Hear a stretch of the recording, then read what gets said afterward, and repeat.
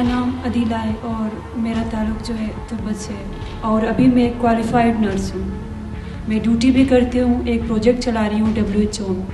मेरा काम है लोगों की ज़िंदगियाँ बचाना, लोगों की मदद करना।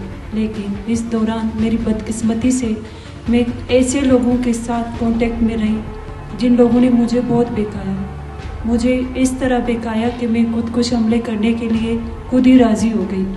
मैंने ये भी नहीं सोचा कि मेरे खुदकुश करने के बाद मेरी तो जान चली जाएगी, लेकिन मेरी वजह से कितनी लोगों की जान चली जा सकती है। मैंने इसे कुछ भी नहीं सोचा।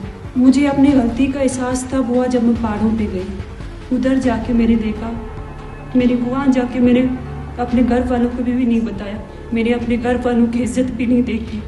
वहाँ पे जाके ऐसे सख्त हालात थे। मुझे ये बताया गया कि वहाँ पर आपको एक नई ज़िंदगी मिल जाएगी, लेकिन वहाँ ऐसा कुछ भी नहीं था। वहाँ पर ऐसे सख्त हालात थे, इनके ऐसे सख्त रवैया था। ये वहाँ पर मैंने ऐसे नौजवान भी देखे कि इनके वो भी ऐसे बिकाए हुए थे और लोगों के हाथ में भी ऐसे बंदूक थे।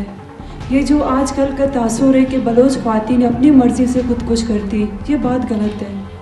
मैंने खुद देखे, ये लोग ब्लैकमेलिंग करके लेके जाते हैं, वर्गला के लेके जाते हैं। मुझे इस तरह बेकाया गया कि मुझे कुछ भी समझ में नहीं आ रहा। मैं ऐसे गलत रास्ते पे भी चल रही थी, लेकिन मुझे कुछ भी पता नहीं चल रहा था।